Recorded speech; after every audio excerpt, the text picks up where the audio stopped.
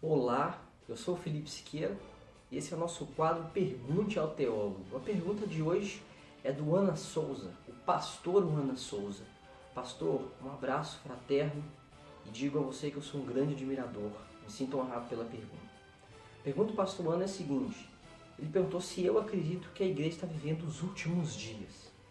Veja bem, nós temos que desmembrar últimos dias de último dia. Últimos dias, descrito nas páginas do Novo Testamento, se refere a uma era. Que era é essa? A descida do Espírito Santo, ficando com a igreja como um pedagogo, nos guardando nesse processo de santificação, até a segunda vinda de Cristo. Então, últimos dias é isso.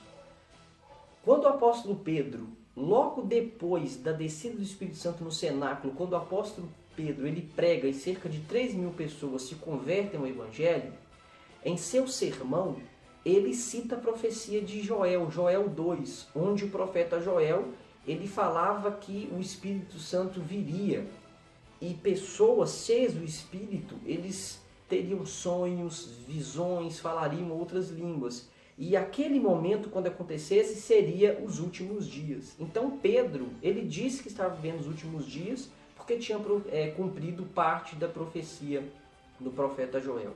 O apóstolo Paulo também ele fala de últimos dias, e quando ele fala de últimos dias, ele diz que a igreja primitiva já estava vivendo os últimos dias. Agora, tem o último dia, que é a segunda vinda de Cristo.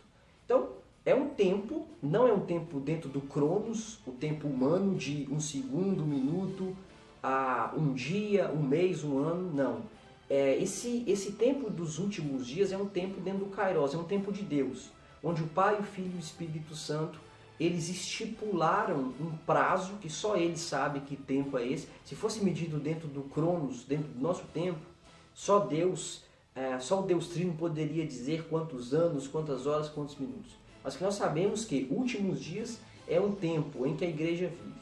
Muitas pessoas falam assim: porque Jesus está voltando, que nós estamos vivendo os últimos dias. Eu, particularmente, eu ouço isso desde quando eu era criança.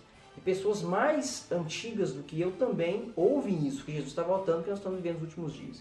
Não é errado. A igreja primitiva, ela viveu décadas depois do evento histórico que Cristo morre e ressuscita.